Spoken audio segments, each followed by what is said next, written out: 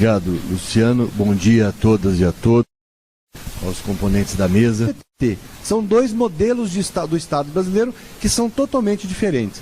A única diferença que tem, Marcos, é que eu procuro não imputar as pessoas que fazem o debate. Eu jamais vou chegar aqui e chamar você de antiético e nem de mentiroso, né? Eu tenho feito as minhas intervenções baseadas na minha crença, no meu modelo de país.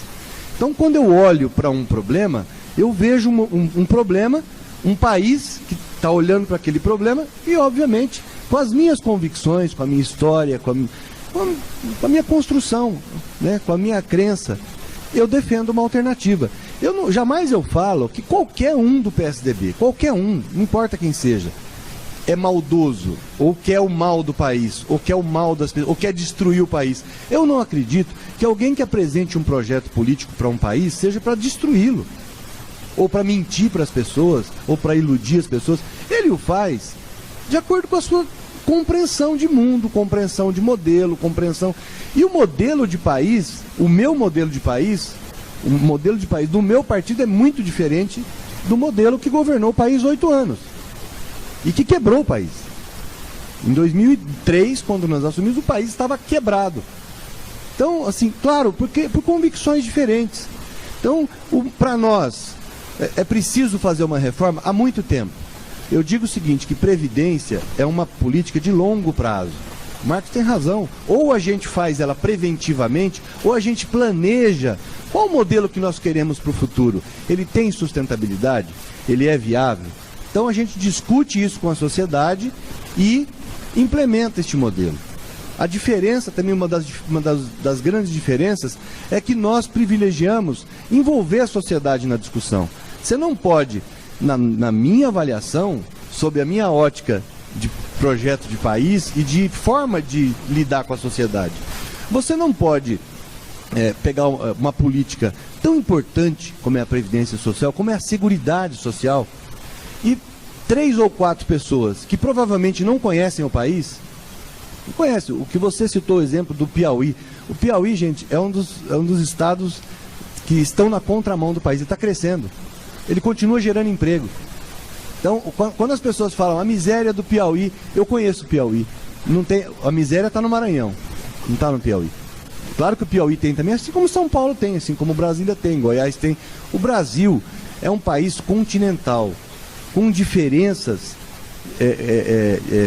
profundas, desigualdades profundas, desigualdade econômica, desigualdade de cultura, desigualdade regional do ponto de vista da oportunidade, enfim. Média, quando você fala assim, mas a expectativa de vida média no Brasil é 74, 75 anos. Num país como o nosso, gente, média não serve para nada. É um dado estatístico. Para isso aqui não serve, porque eu posso garantir para você que lá no interior, eu abri os dados da expectativa de vida, no interior do Piauí também tem, mas do Maranhão, do Pará, do Pernambuco, no Sul, em São Paulo, em várias regiões, Bahia, norte da Bahia, muita gente vai morrer sem se aposentar. Basta olhar para o campo. As pessoas nesses espaços não vivem até 65. Por isso que eu não posso medir a expectativa de sobrevida. Você tem razão quando você fala que para você fazer cálculo de atuarial, para você fazer cálculo de sustentabilidade, você pega a expectativa de sobrevida, que é o tempo que a pessoa vive além daquela idade. Normalmente a gente mede depois dos 50, 60 anos. E ela cresceu. Eu uso esse dado. Nos últimos 14 anos, ela cresceu quase 5 anos. Isso nos impõe um desafio. As pessoas estão vivendo mais. Aliás, uma das falas que eu falo inicialmente é o que eu utilizava para defender a reforma. Eu saí defendendo. As pessoas falam assim, Gabas, mas peraí, você está louco? Você defendia a reforma, agora você está falando contra a reforma? Não estou falando contra a reforma, estou falando contra esta reforma. Nós vínhamos debatendo uma reforma. Nós criamos o Fórum Nacional de Trabalho e Previdência para debater qual é a situação do país no mundo do trabalho, quais são as perspectivas e qual é a situação futura, mas com números na mesa. O que o governo faz, o que os técnicos fizeram agora, gente, é equivocado. Não vou dizer que é mentira, viu, Marcos? Vou dizer que é equivocado. Aliás, não vou dizer que é mentira por uma questão ética, minha. Então, por que eu acho que é equivocado? Porque, gente, eu conheço aquilo lá. Sabe qual que é o modelo de projeção? Sabe qual é? Marreta. Marreta. Eu desafio qualquer um do Ministério a vir aqui abrir um modelo de projeção para dizer que a Previdência em 2060 está quebrada. Óbvio que nós temos desafios. Eu sustento isso em qualquer lugar. Agora, baseado no modelo de país, nós vamos enfrentar o desafio. Porque quando você fala que mente quem diz que não tem déficit, eu não tenho dito que não tem déficit. Eu falo, o déficit está aí, é só fazer a conta. Só que a conta é equivocada. Eu não posso fazer a conta, né? E vou dizer de novo, equivocada, não vou dizer mentirosa. Por quê? Previdência urbana é uma coisa, previdência rural é outra. Eu participei dessa discussão lá na Constituição. Antigamente tinha fundo rural. O cidadão do campo era meio cidadão. A Constituição equiparou esse cidadão. Estipulou uma contribuição de 2,1% sobre a comercialização da sua produção. Estou falando aqui do segurado especial. Trabalhador que trabalha até em regime de economia familiar em propriedades de até 4 módulos fiscais. Então, esse é o pequeno agricultor. A proteção desse pequeno agricultor, que é o que está incomodando demais os setores que o Marcos está aqui dizendo que precisa fazer essa reforma, que eu digo que é um desmonte da Previdência Social. Isso eu falo em qualquer lugar, em qualquer fórum. Para mim é um desmonte. Qual que é a justificativa? Não, mas você viu as contas da Previdência, elas dão negativas. Elas vinham, a Previdência Urbana, que é sim financiada sobre folha de salários, contribuição do empregador e do trabalhador, ela vinha superavitária até 94, 95, depois ela entrou em déficit, depois ela volta a ser superavitária entre 2007 e 2008. Ela chegou a ter 30 bilhões anuais de superávit, a urbana. Ah, mas aí você não está falando da rural. Não pode misturar, gente. Na minha avaliação, sobre a minha compreensão de proteção social e de conceito da Constituição, aí tem uma divergência. É uma divergência conceitual. A Constituição, quando criou os 2,1% sobre a comercialização da produção, sabia que ela não era suficiente para cobrir as aposentadorias futuras. Por isso que a Previdência, tem que lembrar, a gente não pode tratar ela sozinha, ela está num conceito de seguridade. O que é a seguridade social na Constituição? Previdência, assistência e saúde. E voltar um pouquinho, por que eles fizeram isso? Por que esse conceito de previdência, assistência e saúde? Tem que voltar na história. Antes da Constituição, essa política ela era prestada por um sistema chamado SIMPAS, Sistema Nacional de Previdência e Assistência Social. Aqui talvez os mais experientes se lembrem disso. Então nós tínhamos como órgão prestador de seguridade no país, porque não existia o conceito ainda, era IAPAS, que administrava tudo o recurso, para onde eu fiz concurso em 85, INAMPS, Instituto Nacional de Assistência Médica da Previdência Social, só tinha direito à saúde quem tinha carteirinha de segurado. Quem não tinha ficava no sal. INPS, que eram as aposentadorias, Dataprev, que era a prestadora de serviços de tecnologia, FUNABEM, que era a Fundação Nacional do Bem-Estar do Menor, Fundação para o Remédio Popular e LBA, Legião Brasileira de Assistência. 7 órgãos administravam isso. Se juntou tudo no conceito de seguridade, criou-se Previdência, Assistência e Saúde. E a saúde universal, assistência universal, não contributivo, nenhum dos dois, previdência contributiva. Só que a rural, ela ficou algo entre contributiva, mas não suficiente, porque os 2,1% da comercialização não fariam frente à despesa. O que o Constituinte fez? Criou contribuição social sobre o lucro líquido, CSLL, contribuição para o financiamento da Seguridade Social, COFINS, e carimbou essas receitas, mais algumas outras menores, para Seguridade Social. Dali saem os recursos para pagar os benefícios contributivos e não contributivos.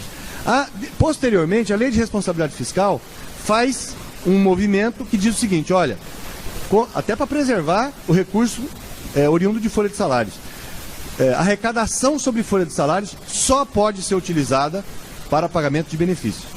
Não pode ser usada para outra coisa. Então, a LRF, eu não lembro que artigo, mas ela faz isso. Ela não diz o contrário. Aí, ó, pronto, tem um esperto no assunto aqui, pronto, está resolvido. Então, essa destinação da receita para pagar os benefícios, é que logo no início do governo Fernando Henrique ele criou o tal do Fundo de Estabilidade Fiscal, o Fundo Social de Emergência. Para quê? Para tirar recursos da Seguridade, que depois virou a DRU.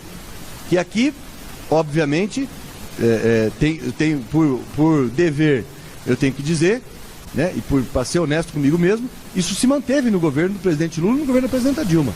O que nós conseguimos fazer? Eu era contra. Aí não melhora nada, mas, enfim, eu nunca defendi a DRU. O que nós conseguimos fazer, depois de muita briga interna, foi tirar algumas incidências da DRU. Nós conseguimos tirar algumas rubricas da incidência da desvinculação. Eu brigava muito para que a gente fosse reduzindo isso até acabar com a desvinculação. Porque, é verdade, não dá dinheiro novo. Não dá dinheiro novo, mas não cria para a Previdência Social ou para a Seguridade Social o estigma de deficitária, de problema do país, de problema das contas públicas. Porque aqui, o que está em jogo, gente, eu vou continuar dando os detalhes, mas o que está em jogo nessa reforma não é a sustentabilidade da Previdência. Não é, de forma alguma. Porque todos, ou a maioria dos conceitos estão equivocados. Primeiro, o conceito de papel, de finalidade. Para nós, para o nosso modelo de país, previdência social, proteção social, política pública é finalidade. É finalidade. Um Estado que não protege o seu cidadão, para que é Estado? Aliás, para que serve o Estado brasileiro? Ele serviu por décadas ao interesse de muitos poucos. A concentração de renda no país, gente, ela é brutal. O relatório agora do começo do ano mostra que 6 pessoas ou 6 famílias detêm a mesma renda do que 100 milhões de pessoas. Ora, isso é uma sociedade doente. É uma sociedade profundamente desigual. E você negar a importância dos juros que são pagos, eu estou dizendo em qualquer tempo, viu? Eu sou muito confortável nisso, gente.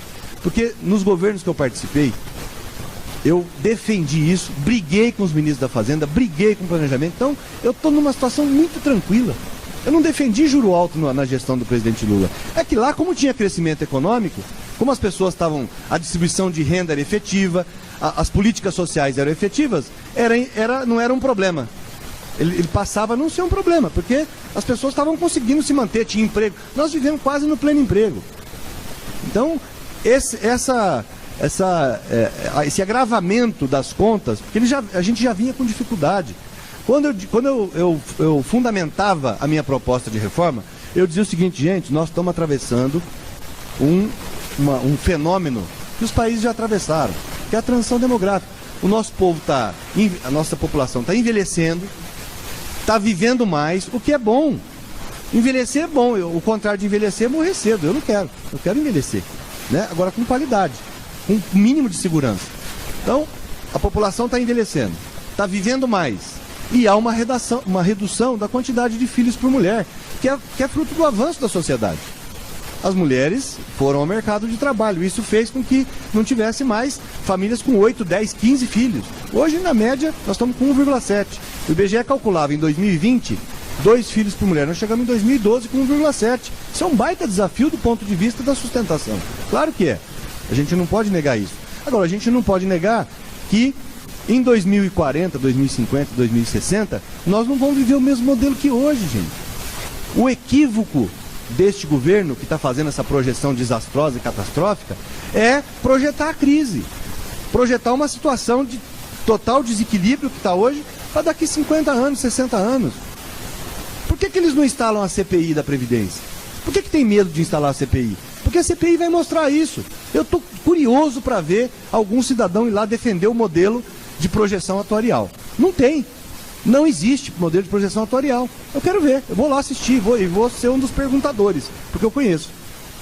Então, projetar isso, essa catástrofe do futuro, e negar que é o papel do Estado brasileiro proteger o seu cidadão, e fazer comparações. Eu também gosto da comparação internacional. Só que eu assim, prefiro não utilizar país modelo, porque o pessoal da gestão passada, inclusive do PSDB, gosta muito de utilizar os Estados Unidos como modelo. Eu prefiro não usar. Aquilo, para mim, não é um modelo de país que eu defendo. Não é. Onde onde uma mulher tem um filho e ela tem 15 dias de salário maternidade sem receber, a Dinamarca tem 1 ano compartilhado entre homem e mulher. Para mim o modelo, se tivesse que escolher, era a Dinamarca, não era os Estados Unidos. Ah, mas nos Estados Unidos tudo dá certo. Para mim não dá. Eu prefiro, porque se o objetivo de vida do cidadão é enricar, o meu não é. Porque se o meu fosse enricar, eu ia estar resolvendo um problema meu. E não há felicidade, para mim não há felicidade onde você resolve o seu problema e tem criança pedindo no semáforo, tem gente dormindo na rua, tem gente passando fome, tem gente morrendo de doenças porque o Estado não cuida. Para mim não tem felicidade. O que a gente precisa fazer é um modelo de país que cresça junto, que distribua renda, que inclua as pessoas. Né? Quando eu foco, o problema é financeiro. Esse é o problema mesmo. A Previdência foi transformada numa questão financeira. E ela não é financeira. Previdência não é problema, ela é solução. Essa é a minha concepção. Quando você transforma isso, quando você financiariza essa discussão, está errado. Eu não estou querendo dizer que a Previdência não tenha cálculo atuarial, não tenha que ter projeção de sustentabilidade. Claro que tem que ter. Mas da maneira como nós entendemos que deva ser a proteção social no país. Uma meta, um objetivo central do Estado. E não o contrário. Se tem dinheiro, paga, se não tem dinheiro, deixa para lá. Então, a proposta que é feita, né, e um argumento que eu também acho equivocado, Marcos, não vou dizer mentiroso, de novo, pela minha questão ética, não vou dizer mentiroso, vou dizer equivocado. É dizer que hoje já é 65 anos a idade. Que nos países europeus a idade mínima é 65, não é 65. Aí assim, é desconhecimento.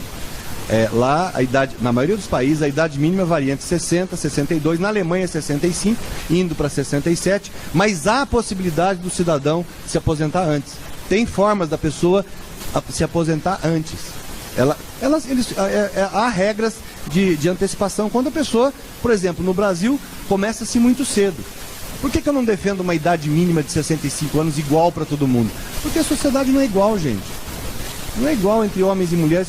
O Brasil trata igual homens e mulheres? Óbvio que não. As mulheres na mesma função ganham 30% a menos. Trabalham semanalmente mais do que os homens. Mas é bobagem. Trabalha no local de trabalho? Não. Não, tarefa doméstica, cara pálida. Quem é que cuida das coisas em casa? Salvo raríssimas exceções, raríssimas. Quem é responsável ainda pela administração da casa é a mulher. Quem é? Tá bom, papai e mamãe velhinho estão morando agora com a família lá. Legal. Quem que cuida? O papai cuida. Eu não vejo papai limpando o vovô, vovó, não vejo. É mamãe. Ou as filhas mulheres. Essa é a realidade. O Brasil é um país com uma sociedade patriarcal, machista e preconceituosa. Por que as mulheres ganham 30% a menos? Sem falar, estou falando aqui de gênero, sem falar de raça, gente. Quando a gente criou políticas de cotas, políticas afirmativas para os negros, nós somos altamente criticados. Na Previdência não tem diretamente uma proteção de raça, diretamente, mas indiretamente tem.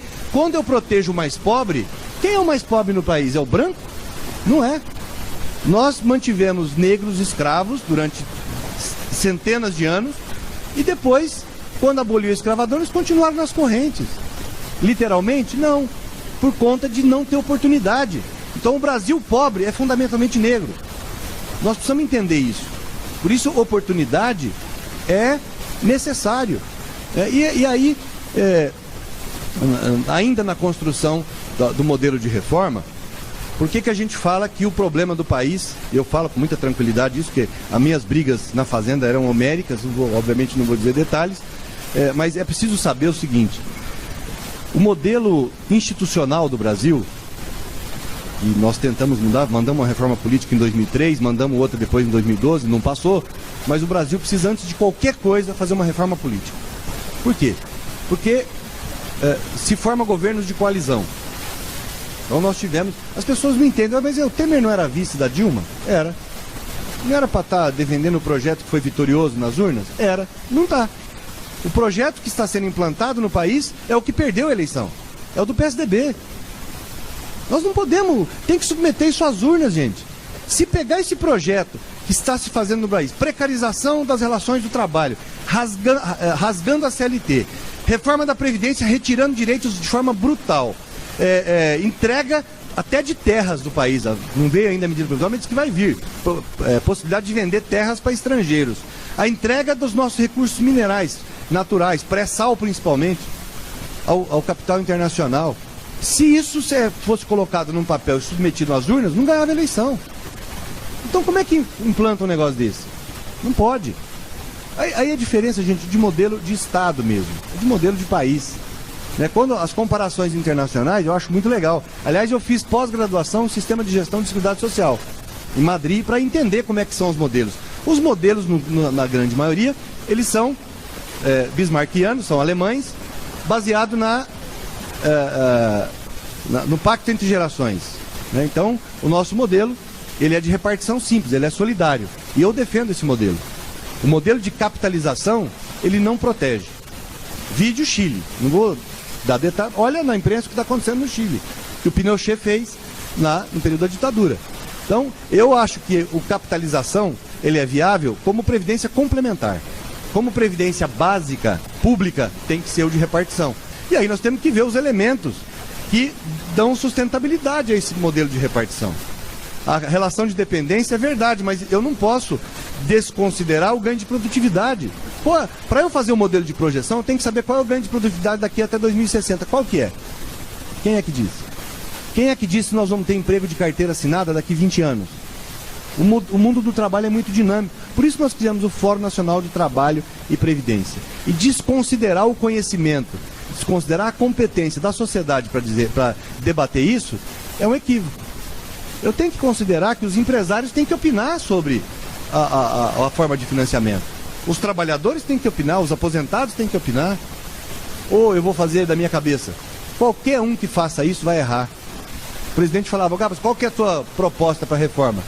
A minha proposta é debater, presidente. Eu tenho sugestões para fazer. Por exemplo, eu sempre defendi que a idade média de aposentadoria nossa é baixa. Agora, a idade média de aposentadoria, ela se refere a tal da ATC, que a gente chama, aposentadoria por tempo de contribuição. São categorias mais organizadas, pessoas que conseguem ficar num emprego com estabilidade, e aí ele consegue contribuir 35 anos, por exemplo, o homem, e se ele começou cedo, 16 anos, 18 anos, ele vai com 52, 53, ele implementa a condição para aposentadoria. Na minha avaliação, é um equívoco. A gente precisa postergar um pouco essa idade média. Agora, eu não faço isso atacando todo mundo. Eu não faço isso desmontando a proteção de todo mundo, principalmente a do rural. Né? E eu gosto de falar do rural, gente, porque há uma percepção equivocada de que esse cidadão ele vai pagar, não contribui, gente. Para que vai pagar rural? Rural, segurado especial, agricultura familiar, é questão de segurança alimentar para o país. Produz 70% do que a gente come. Não é qualquer coisa. Atentar contra essa produção é atentar contra a segurança alimentar. Mas então o Estado vai ficar fazendo favor? Não, não faz favor, gente. Eles contribuem. A CSLL e a COFINS são impostos que incidem sobre a contribuição, sobre o lucro e sobre o faturamento, inclusive desses produtos e de outros mais. E ela é para pagar a seguridade. Então, eu não posso dizer que, tanto faz, você tira de um, tira de outro, não tem dinheiro novo? Não tem, mas a César o que é de César. Se o dinheiro é da seguridade, vamos colocar na seguridade. Aí o debate fica racional, não tem esse quadro catastrófico para a sociedade. Porque, é gozado, até 2015 tinha superávit, estava tranquilo, a urbano. O rural, como historicamente aconteceu, ele precisa das contribuições que não sejam folha de salário, por óbvio. No rural não tem folha de salário. Como é que eu vou falar, não, mas não está dando dinheiro? Peraí. Urbano é folha de salário, empregador, empregado e despesa urbana. Rural é pagamento de benefícios e os 2,1. Não tem folha de salário? Não. Então de onde vem a contribuição?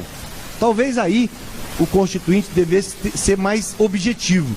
Ele não foi, na minha avaliação, pelo que eu acompanhei, porque são recursos da Seguridade. Previdência está dentro da Seguridade, está tudo tranquilo. 5 minutos, eu vou tentar concluir. Para mim é difícil, viu, gente? Mas eu vou fazer um esforço enorme aqui. A gente vai ter o debate ainda, então fica mais fácil. Esse recurso que é da Seguridade, ele tem que ser da Seguridade. Ele não pode ser utilizado para outras coisas. Como eu disse muito tranquilamente, eu defendo isso sobre qualquer governo e sobre qualquer circunstância. Então eu não tenho problema, não tenho contradição em relação a isso. E nem tenho contradição em defender reforma. Eu acho que é preciso fazer uma reforma para fortalecer, não para desmontar. Porque, como eu disse, tratar rurais igual urbanos.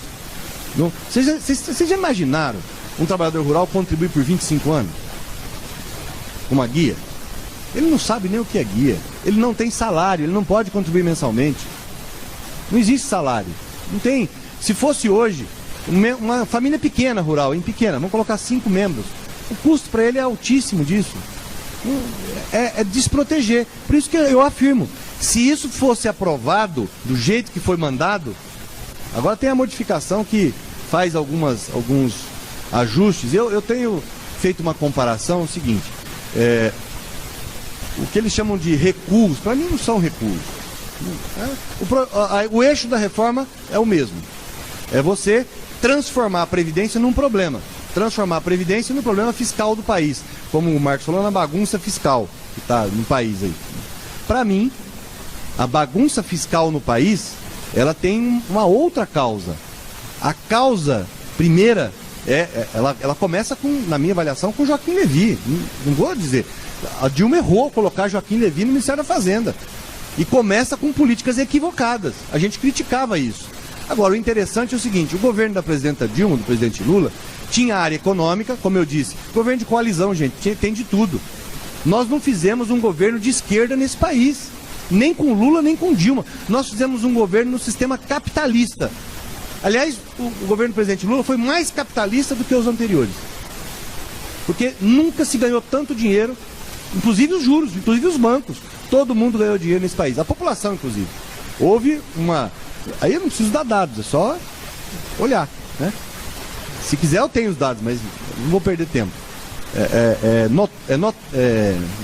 Notório que durante esses governos a situação do país melhorou, a qualidade de vida das pessoas melhorou. Aliás, o que incomodou muita gente da elite, mas incomodou demais. Quando nós criamos Bolsa Família, né? Os que nos antecederam criticaram. Bolsa Esmola, isso é paternalismo, isso é assistencialismo. Que seja, as pessoas precisam comer, isso não é populismo. As pessoas têm que comer, gente. Quem não tem a garantia do almoço, pelo menos, e da janta na mesa, vai pensar como. Os economistas vão para a televisão falar, o problema do Brasil é que o Brasil não poupa. Ô, cara pálida, vai viver com salário mínimo para ver se sobra dinheiro para poupança?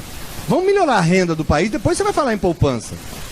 Então o problema nosso é que nós estamos a serviço da concepção financista. Não pode ser. Nós não precisamos fazer a reforma da Previdência para baixar juros. A Dilma tentou fazer, tomou uma cacetada em 2011, 2012, que não teve tamanho. Na minha avaliação, podemos discutir depois pessoalmente, errou em vários momentos, né, nessa questão, mas não precisa fazer reforma para baixar juros.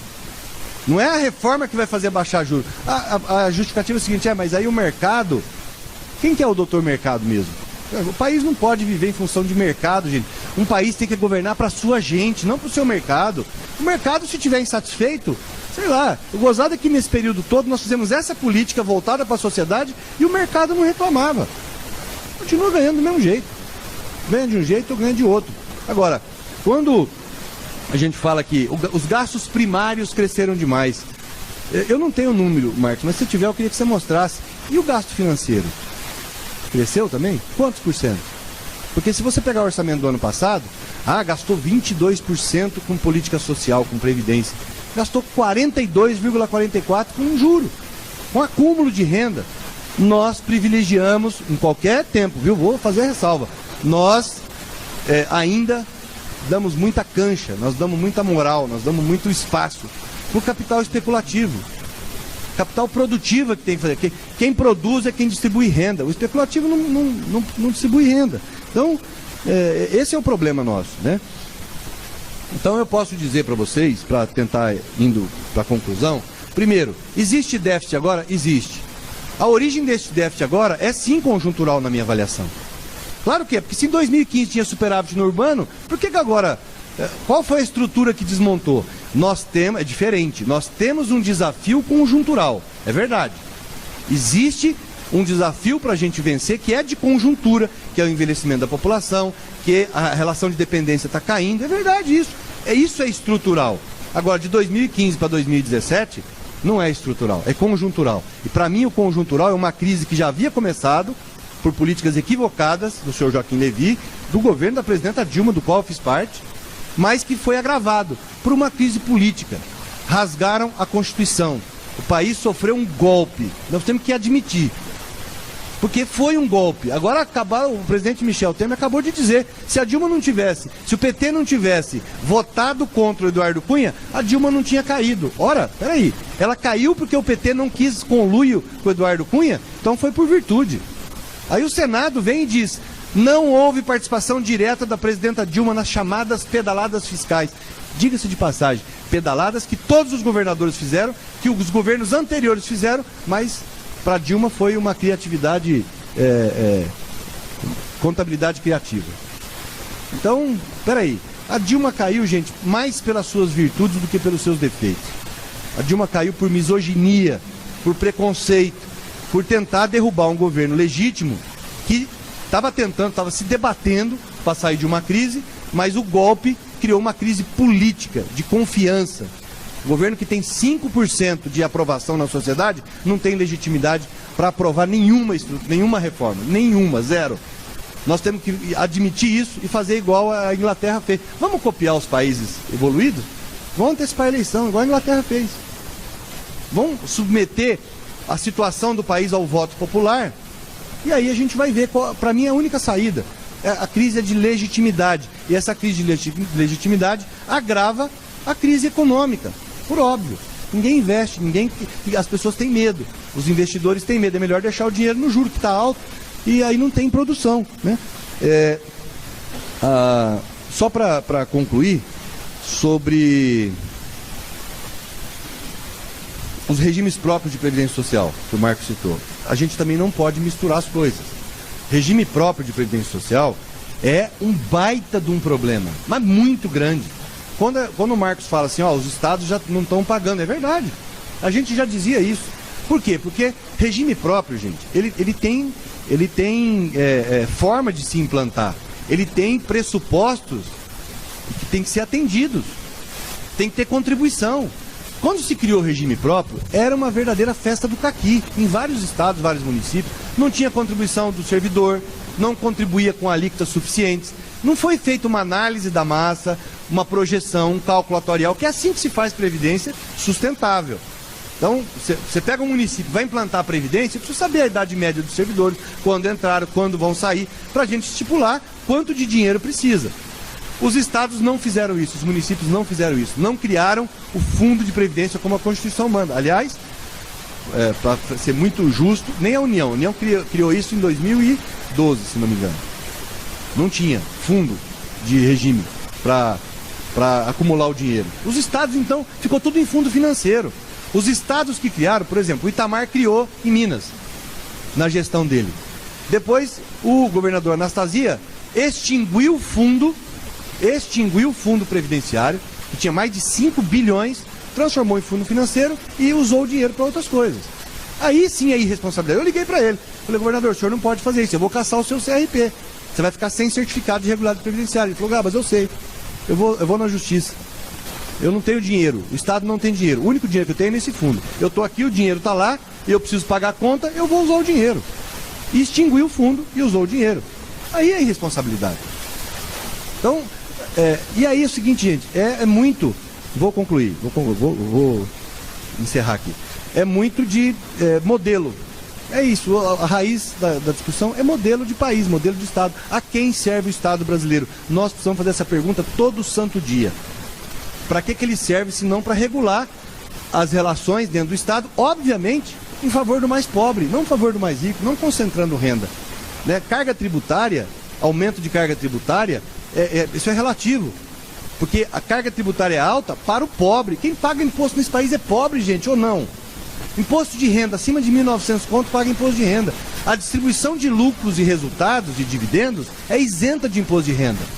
Não foi sempre assim. O Fernando Henrique implantou isso em 95. Era tributado. Foi uma benesse para a classe média, para a classe alta, mas e o pobre? Então, eu tenho exemplo na família. Tem gente na família que ganha 80 mil reais por mês. Paga menos imposto de renda que eu. Como assim? Paga menos imposto de renda que um profissional liberal que ganha 3, 4. Por quê? Porque é isento. Você paga um imposto na empresa, que é bem menor, e distribui lucros ou dividendos de forma gratuita. Não paga. Então, peraí, vamos mexer com o andar de cima. Por que a gente não mexe com o andar de cima? É a mesma discussão, as mesmas brigas homéricas que eu tive com o Joaquim Levy. Ô Levy, vamos mandar o imposto sobre transmissão de herança, sobre grandes fortunas, porque os países ricos fazem isso. Se a gente for usar os Estados Unidos esse imposto é 50%. 50%. Ninguém faz fortuna e transfere para o filho sem pagar nada. Deixa metade para o Estado. Por isso que eles criam fundação. Ah, o cara criou uma fundação, que bacana. Para não pagar imposto. Então, vamos usar as coisas. Eu acho muito bacana a gente usar exemplos que deram certo. Mas os que deram errado, sob a nossa visão, eu prefiro não usar. Vamos construir o nosso, como nós sempre fizemos, construir o nosso país, o nosso modelo de previdência, adequado à situação e à necessidade do nosso povo. O nosso povo tem necessidade ainda de uma regra mais equilibrada. E outro, nosso povo tem necessidade de discutir a regra. Por que o medo de colocar na mesa? Por que tem que aprovar uma reforma que na Constituinte durou 2 anos o debate para construir o modelo de seguridade? 2 anos. Se quer aprovar em meses, sem debate com ninguém, por que não colocar na mesa? Por que não abrir os números? Eu quero ver os números. Defenda os números. Defenda o modelo de projeção. Bota tudo na mesa. Não bota, não coloca. Aí o que vai fazer?